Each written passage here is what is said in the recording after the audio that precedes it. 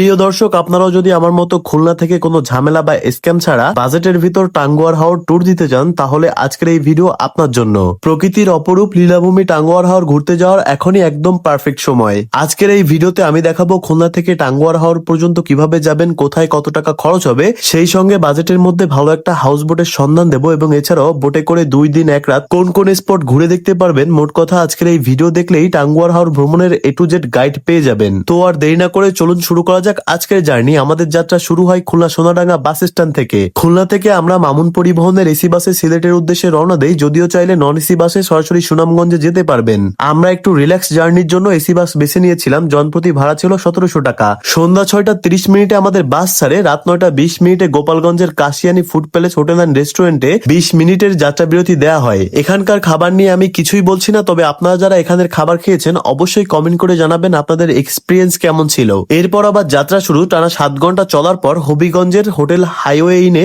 আবার 20 মিনিটের বিরতি দেয়। এর মাঝেই ঢাকা পার হওয়ার পর আমাদের বাস একবার নষ্টও হয়ে গেছিল। যাই হোক, এবারের 20 মিনিট যাত্রা বিরতি শেষে আবারও যাত্রা শুরু করি। সকাল 7টার দিকে আমরা সিলেট বাস টার্মিনালে পৌঁছে যাই। এরপর মামুন পরিবহনের নন এসি বাসে করে রওনা দেই সুনামগঞ্জের উদ্দেশ্যে। যদি মামুন পরিবহন না পান তাহলে কোনো সমস্যা নেই, সিলেট থেকে সুনামগঞ্জ যাওয়ার জন্য আরো অনেক বাস রয়েছে। জনপ্রতি ভাড়া 150 টাকা। আর সময় লাগে প্রায় 1.5 থেকে 2 ঘন্টা। সুনামগঞ্জ নেমে তাহিরপুর বা আনোয়ারপুর ঘাটে যাওয়ার জন্য সিএনজি পাবেন। জনপ্রতি ভাড়া 100 থেকে টাকা। আপনার বোট যদি তাহিরপুর ঘাটে থাকে তাহলে 100 টাকা, আর আনোয়ারপুর ঘাটে হলে 120 টাকা। প্রায় 1 থেকে 1.5 ঘন্টা সিএনজি জার্নির পর পৌঁছে যাবেন হাউস বোটে। আপনারা যদি প্রথমবার টাঙ্গুয়ার হাওর যান তাহলে আমার পরামর্শ থাকবে খুলনা থেকে সরাসরি সুনামগঞ্জের বাসে চলে আসুন। এরপর সিএনজিতে করে খুব সহজেই আপনারা বোটে পৌঁছে যেতে পারবেন। অনেক বৃষ্টির কারণে আমি ঠিকমতো ফুটেজ নিতে পারিনি, তবে আমি যেভাবে বললাম ঠিক সেভাবে গেলেই কোনো ঝামেলা ছাড়াই পৌঁছে যেতে পারবেন। এরপর শুরু হয় আমাদের আসল অ্যাডভেঞ্চার। হাউস বোটে উঠে এক কথায় অসাধারণ সময় কেটেছে। চারপাশে অথই পানি, চোখ জোড়ানো প্রকৃতি, সব মিলিয়ে আমার এই ট্যুরের অভিজ্ঞতা ছিল দুর্দান্ত।